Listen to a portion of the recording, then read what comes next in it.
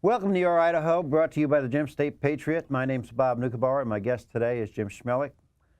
Jim is the county commissioner for Idaho County. We're going to talk today about the lands issue and why we are tenants on our own land and why the government has control of 62% of our land.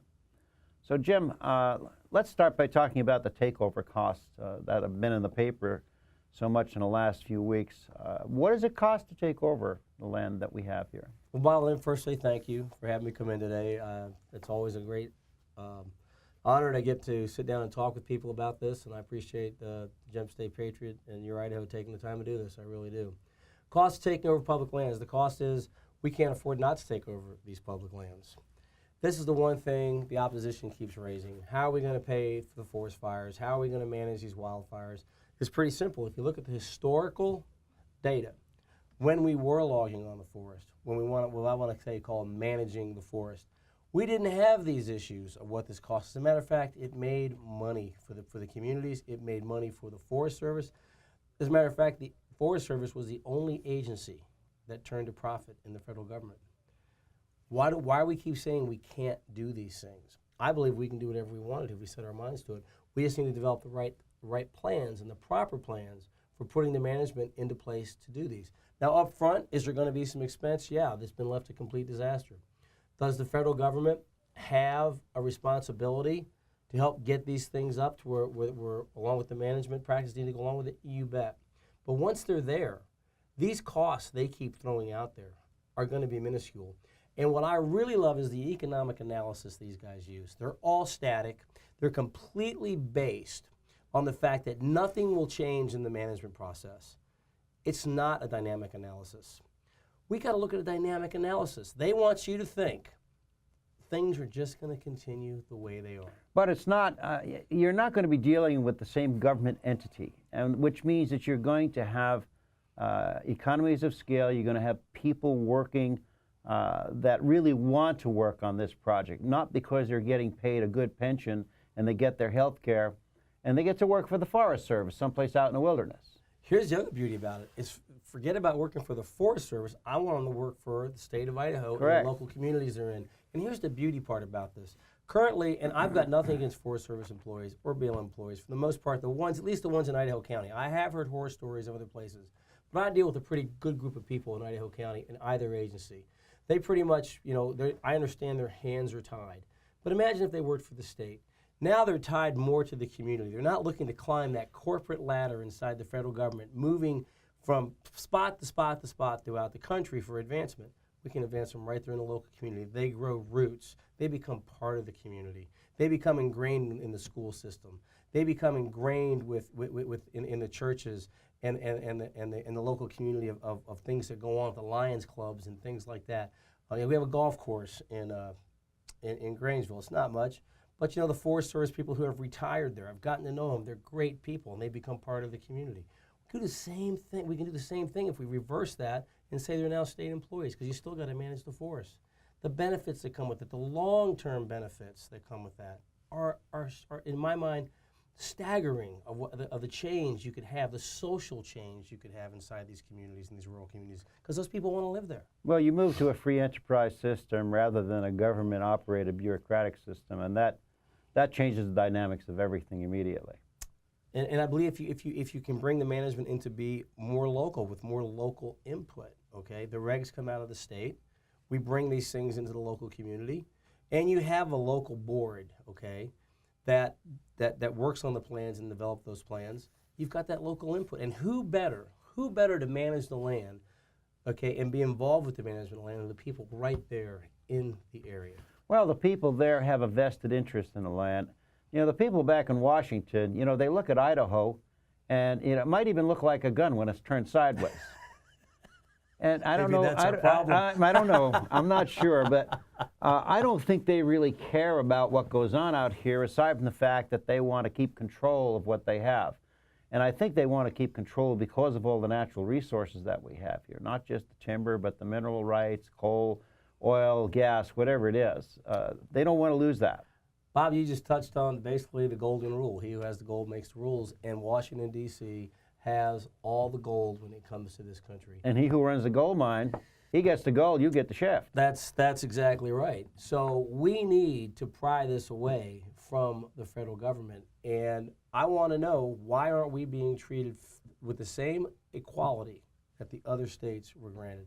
And think about it this way. We do not have access to what you would call the currency of power in Washington, D.C., which is to increase your representation in the House of Representatives. We need to be able to do that, but the only way you can do that is to have access to your resources to create good-paying jobs, also create a good environment where people want to come visit. The environmental community keeps talking about the tourism industry in Idaho. Guys, it's dying because it's going up in smoke. Nobody wants, and hunters aren't coming here anymore. We used to have the #1 elk herd, the #1 bull-to-cow ratio in the United States of America, with over 15 to 16,000 head of elk in that herd. Today, that herd's down around 1,500. Thank you, wolves. Thank you, environmental community, for destroying the one thing you said we would have. We don't have it anymore. And now they're very content to watch the whole thing burn to the ground and say, oh, that's just nature, that we can't control that. But you see, when you say that we don't have any power because we can't get more people into the state so that we'd have more representation, they don't want us to have power. I think that's the key behind it. They don't want us to have power because we could change what's going on in this nation. That's exactly right, Bob. And they don't want you to obtain that because I've always had this theory. I'm a county commissioner, right? I try to disseminate as much power as I can back into the county. And how do I do that? We have not raised what we call the property tax mills for 6 years in Idaho County. That's averaged out to be somewhere between $115,000 and $120,000 in tax increases that we can, by law, just automatically raise at the max, which is 3% on what the actual revenue is, and you do it by raising the mill amount. We haven't done that for 6 years. If you amortize that over 20 years at just 2%, it equates out to about $10.5 million that's going to stay in the local economy in Idaho. That's how you put power back into the people's hands. And it comes through economics. If you want to control people, control their economics. And they've done that very, very effectively in the counties in the West and the rural communities because we don't have access to those resources. Well, that's true, but you know, again, you talk about economic viability. If we did have access to those resources and we could actually develop some of them, I don't see where at any point in time you would want to sell any of this land off. That would be the silliest thing to do. You want to keep control of it. They keep talking about, we're going to come in here and we're going to sell all the land. We're going to sell it to private owners and they're not going to let anybody get on it.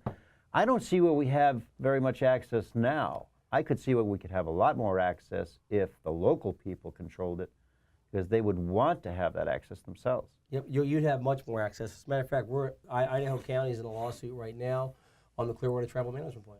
And we don't like how the plan was because it limits access, especially motorized access in the wintertime with snowmobiling, which is one of the few recreation activities we still have available to us because it's not a hunting thing.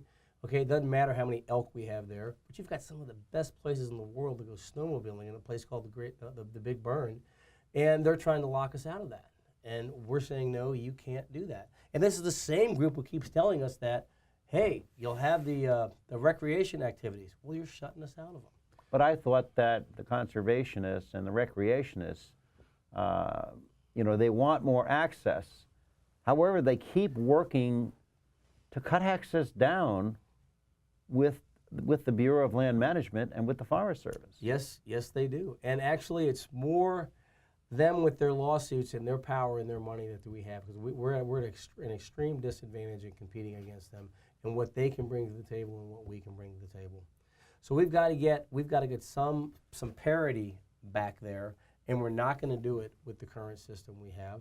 We are going to do it by making our case and building up our own, learning how to play the game the way they play the game. That's what we have to do. I'll go back to an analogy I use all the time. The environmental community has built a baseball stadium, okay? And God bless them. They invite us to come into that baseball stadium and play. Unfortunately, when we go in there to play this game, we have to use their balls, their bats, their gloves, their umpires, their boundary lines. And their rules. And their rules. We're not going to ever win at that game. And then the real kicker is, We buy the Coke and the popcorn and build the stadium through the Equal Access to Justice Act. Because every time they bring a lawsuit and they win, okay, we pay for it. And people have been saying, well, what do we do about that? How do we tear that baseball stadium down? And my comment back to them is, you don't tear the baseball stadium down. You got to build your own baseball stadium and invite them so we start playing home games. People say, how do you build the baseball stadium? You know what? What we need to take a look at is how they did it. When the environmental community started, they were a ragtag team of long-haired people up in trees, okay, with names like Moonbeam and Sundance, okay, spiking trees, chaining themselves to equipment, putting sugar down gas tanks, and nobody was paying any attention to them. And what I call the Timber Kings were watching this go on and say, we've got nothing to worry about. The problem was the environmental community was making some good points. We did have to change some management practices. They weren't the best in the world, but they weren't the worst. But they were doing a lot of clear cutting back in those days. And I've seen it up on the mountains. Yep. But I can take you up and show you clear cuts from 30 and 40 years ago. And their regrowth, and it's beautiful. As a matter of fact, when the wildfires came through the McGuire fire, they're the only patches of greens still standing, like little islands out there, because when the fire hit them, it dropped to the ground, burned all the shrubs, came out the other side, and started to crown again.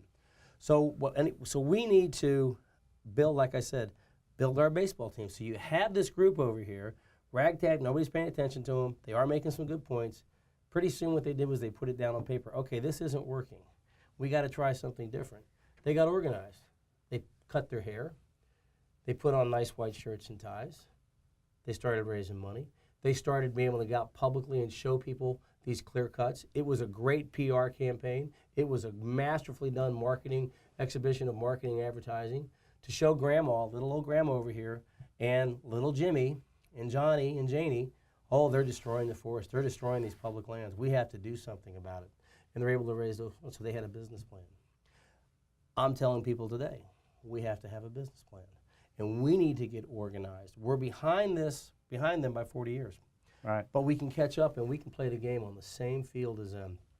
And that's what I've been working on with an organization called the Western Landmark Foundation. The Western Landmark Foundation's goal is to go out and help organize counties and let them know if we'll band together, we can do this. And so obviously if you're asking for money, I'm telling you, here's the plan. And we've actually put it down on paper. And so we're going out and talking to these counties, asking counties to pledge between $3,000 and $5,000 to a 501c3, which is a separate entity over here, which gives them ownership, which gives the counties a fighting chance, I say.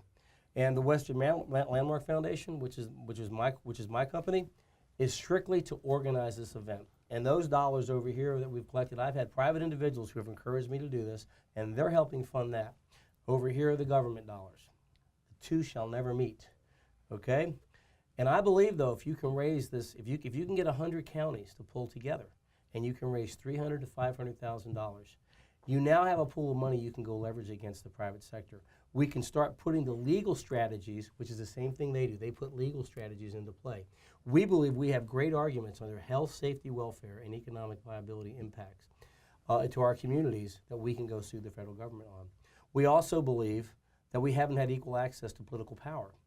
The Supreme Court has consistently ruled over the history of this country when states are denied the access to their political power. The Supreme Court rules in favor of the states, not the federal government. We believe in the legal teams and experts that I have spoken with, and these are some of the best in the country. They believe we can do this. But to put these kind of suits together require money. They require strategies of marketing and advertising, public relations, and the lobbying effort that goes with it. And so if you're able to raise that $500,000, I'm pretty sure we can go leverage that against the private sector. Because who benefits by us getting back into the forest? Everybody who has anything to do with manufacturing anything out of the ground. Apple, for crying out loud. Everything they produce comes out of the ground. Well, I understand that, but yet we have lobbyists galore here in this state, okay? IACI is one of the biggest lobby groups. They have some of the biggest corporations in the world that are involved in this. Why aren't they fighting for this? Why are they just letting this lie? Why aren't they behind you and donating to you? They haven't, we've got to change the dynamic. We've got to move that public opinion. And here's the good news. We're moving the public opinion. If you've seen the newspaper, there's been 2 newspaper articles just within a week now. One came out on Saturday, one came out today. And what they're talking about is you're going to lose your access. You're not going to have access to any of this. The reason these guys are writing these articles, and these articles are written with a little bit of fear in them, okay? They understand we're gaining traction. And like any movement, I've been at this for 13 years, Bob. For 13 years, first I was called the Don Quixote up in Idaho County. 13 years ago, I was called a radical, a right-wing nut job. You know, pick whatever thing you want to call somebody who was coming from this position, what I call the free market and free enterprise system. Today, believe it or not, when I'm out talking to people about this issue, I'm the moderate. I'm the one going, wait, calm down, guys, calm down. We're going to get there, but let's start moving, okay, and let's be organized, and let's have a plan. Let's stop shooting from the hip, okay, because that's what I was doing 13 years ago. Let's get organized. That's what I'm trying to tell people to do. Let's get organized and form our own coalition of counties, and let's move forward on this. Is it going to happen overnight? No. I've been at this now just on the coalition of counties for about the last 8 weeks. But I've picked up 5 counties in support that have pledged $3,000 to $5,000 to this in a letter. What surprises me is that you can get counties to sign on to this, and when you have companies like Hewlett-Packard or Exxon or Chevron, they won't sign on to this with you? Well, we've got to get there first. You got, like anything else, we're building our baseball stadium, right? So right now, all we've done, literally, think about it, we've taken what people, you know, you always see that nice golden shovel. We've dug that first piece of dirt out, Bob. And now we're trying to bring in the excavators and start the real digging of the foundation. That digging is what I would call, that's the counties. Because if they see the counties committing to something like this, and the counties are going to see they've got ownership, and they see the county making this type of investment, because that's what I'm trying to tell them too. You're making an investment in your future. And I'm not asking for this every year. I'm asking, this is a one-time deal. Let's go out here, let's take a risk, because every business plan has got a risk associated with it. Sure. I believe the risk here, okay, is way less than what the rewards. The rewards way outweigh the risk over here that we can push this idea forward. And I believe people have reached a point. And I'd like to say it's because I've got some great ability to go in and talk to people and be this convincing guy. You know what it is? It's the right place at the right time. People are fed up. Well, I know people are fed up. I'm fed up. You know, I used to live up in the country, up in the mountains, up in the New Meadows area. And boy, I'll tell you, we had more trees up there you can shake a stick at. There hasn't been a lot of forestry done there for a long time. But how do you get the people to stand behind you? You know, up there you've still got a lot of the conservationists. They live up there. Mm-hmm. Most of them don't have to make a living. They're either hunters or they're guides or they do rafting trips. But people who would like to live up there, unless they have big money, can't do it. So how do you get them to turn around and say, you know, you're right. I can see that we need to have our land back, not just to open it up, have more economic activity, but so that we can pay for our schools. Mm-hmm. And we can have more representation in Congress. You know, for sometimes I don't think these people want anybody else to move here. They want it all for themselves. That part exists out there, and that's just too bad, because if you want to stop progress, I guess, if you want to stop progress and you think you've got what you want, at some point, that stopping of progress is going to have an effect on you, because it trickles down through the economy. Just like a rising tide raises all boats, okay, at the bottom of that trough, it's going to bring everybody down too. And so if you don't understand basic fundamental economics, we've lacked teaching and educating people in that. But I know this. If you take a look back at what happened in the 80s and what happened in the 60s, okay, with Kennedy and Reagan, okay, those guys understood free market principles. They understood the free enterprise system, and they understood when people get back to work, they feel good about themselves. You know, I'd love to think that you're right, Jim, and I'd like to really believe you, but I know I testified down at the legislature 2 weeks ago about tax reform. Mm-hmm. And this was a great tax reform bill, and it would have helped everybody. But you know what? They said no. They went back to their regressive ways of doing mm-hmm. things. This is the culture we're living in, and I don't know how you're going to change their minds. Well, you also saw in the last election, you saw a pretty I'd say, a sweeping change in the legislature, and you saw a move being more to the free market, more to the free enterprise. It's not going to happen overnight. There are those people out there who are stalwarts standing up for these things, and they took the arrows, they took the spears. I think a few of them might have taken a few gunshots the way it was down there, but they stood there and they took it and they presented their ideas, and they made inroads. You know, when I ran for lieutenant governor, I pretty much knew we couldn't win that race, but it was an opportunity to put ideas out there. I thought if I got 20% of the vote, that would be amazing. Okay, just 20%. Well, we got almost 35 or 36%, something like that, okay? Well, to get a third of the vote and nobody knew who you were meant your ideas resonated. So you don't quit. And I believe in a pretty simple rule. If you're consistent at what you do, and you're repetitive at what you do, and you have patience at what you do, you will win. I don't expect these things to happen overnight. I never have. 13 years ago, I started this by writing an article in a local newspaper, and people asked me to continue to write articles, okay, to this day. It took me running 3 times before I won election, okay, up in Idaho County. The one thing I've been, though, and people have recognized it, you know, Jim, the reason I keep voting for you is if you say something, you go do it. You need more people like that out there who are willing to do that, and they're there. They're there.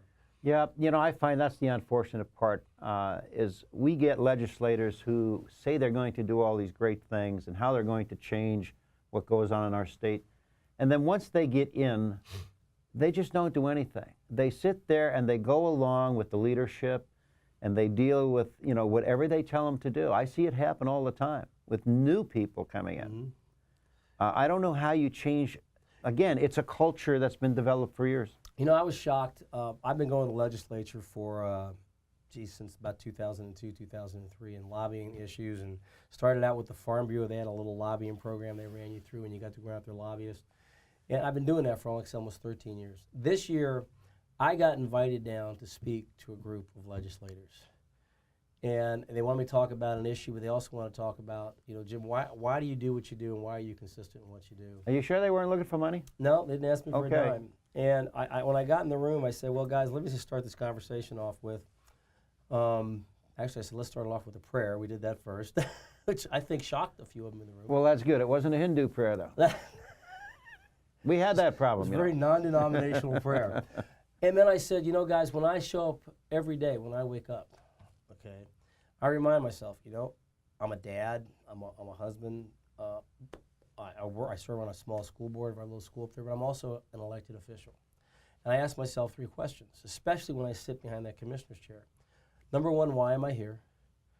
Number 2, why did I run for office? And number 3, what does it mean to govern? Because I believe the people out there are asking, the voting population, the thinking people are asking themselves the same questions. Why am I here? Why did I vote for this guy? And what does it mean for him to govern me? And that gives me perspective. That gives me an idea that I have an obligation to work for the things I said I would promise to do for these people, and they voted for me based on those principles.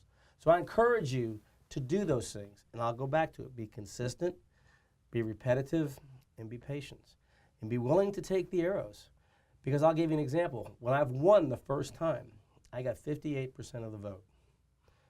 That was, I mean, and the first time I ran, I only got 48% of the vote. So I was able to get a 10% swing in the vote there. I believe it was because of all the consistency I did. The second time the first time I had to run for re-election, there was a very contentious issue in the county. And I was challenged on it. And I'll never forget, I was at a meeting. And they wanted me to change my position. People who I know voted for me. And I looked them at the eye and I said, that runs contrary to everything I believe in. And I understand you have these fears. The other side wants you to be afraid. I'm not afraid of things. I really don't fear too many things except maybe my wife, okay?